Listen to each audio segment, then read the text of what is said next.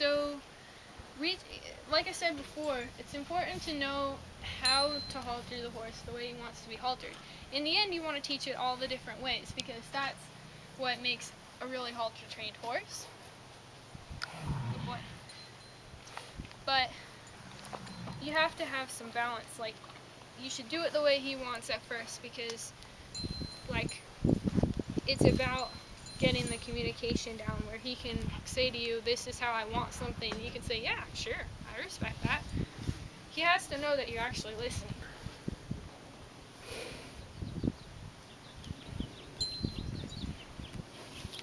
So right here he's saying, well, I thought it wasn't about the halter. And I said, no, it's not about the halter, but you just made it about the halter. I wasn't about the halter. So he left, he's offended, and I'm totally okay with that, because he's going to go over there and he's going to feel a little bit sheepish because I didn't follow him. He's like, well, you mean I just made it about the halter? So that's the thing. He'll come back in a minute. I'll meet him halfway, because this isn't about making him come to me. It's just about being able to have conversations about things.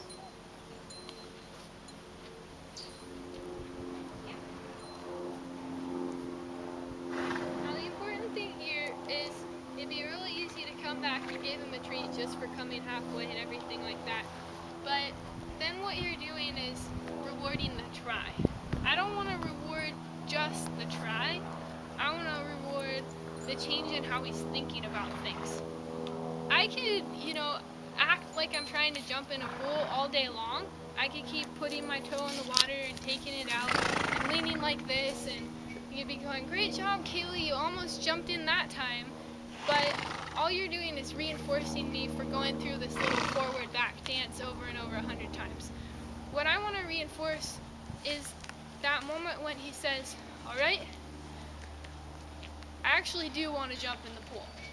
And even if he just stands there, but the attitude's different, that's what I'm looking for. So right here, he just kind of checked out again, but I'm just going to say, yep, it's about haltering right now, but not, So he doesn't like seeing this, and that's okay. It really isn't a big deal.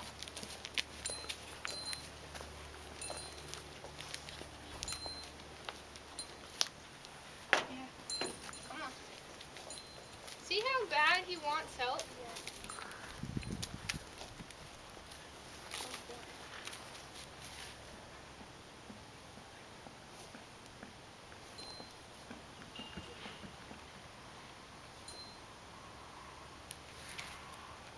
So remember, anytime they leave a spot open, they're doing it on purpose.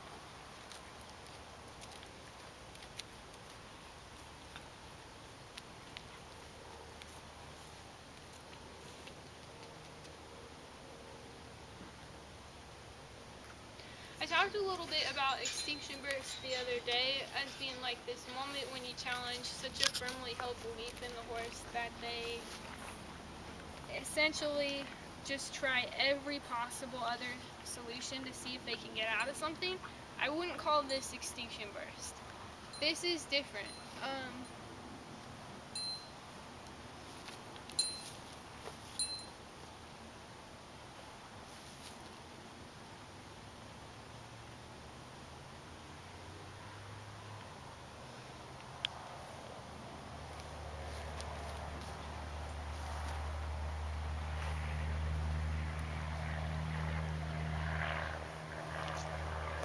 So the reason that this is different is that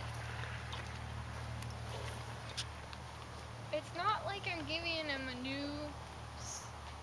It's not like I'm saying that what he knew before was wrong. I'm saying that things are different than the way he perceives them. So like in Kiwi's situation, she was just flat out wrong that she was going to come out and have somebody tie her up to have her feet trimmed or be bred to somebody's stallion. She was just wrong. That wasn't going to happen. His mental thought process is every time I get involved with humans, they take advantage of me, they use me in ways that aren't fair, and I go home feeling like a prostitute, basically. And I can't tell him that that's not going to happen, because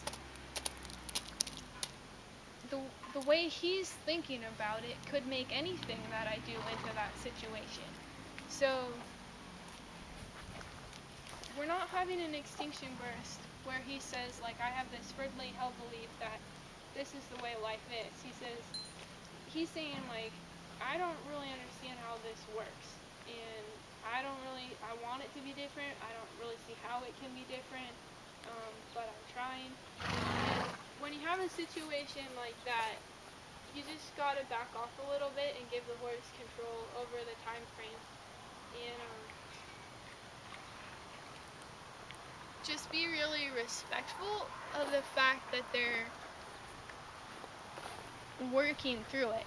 I mean, this is much more of a therapy session, whereas with Kiwi, it was much more of like a training session. It was about skills. This is, just uncovering a lot of baggage.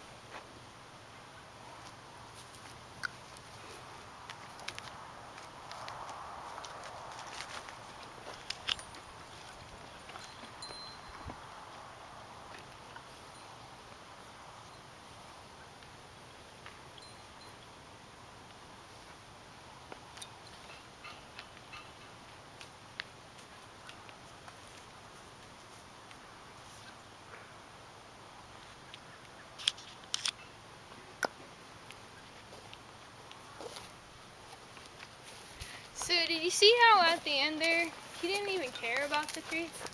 I didn't coach him once till the halter was already on. And that's why, you don't need this, let's take it off. That's why it's so important to understand what they're motivated by. If it's, Kiwi and its people are just plain bad and they just cause me a lot of troubles and I can get by just fine on my own, you have a totally different approach than with a horse like this who is killing himself to try and make things right. So I just think this is too tight too. It's making it hard for him to chew. But you've got a big head. Pretty though. When you're doing halter training right, it doesn't take but a few clicks to actually get the halter on, because it has so little to do with the halter itself, with some exceptions. There are certain horses who hate the sight of a halter. I would say Sarah, to a certain extent, falls into that category. But with a lot of horses, it is more about, okay, either I can't see you, so I don't trust you because I can't see you, or I don't like being confined, and I don't trust you because I don't like being held on to. If you can figure out which one that is, you work with your hands that way, because it's really more about your hands and your energy anyway. So then when you actually get to the haltering part, they're not thinking about the rope and the nylon and the webbing and all that stuff. They're thinking about your hands and the space. So what you want to get out of this is a stick and flea game. Come on. Good boy. Didn't know you knew how to do that, but okay. New target.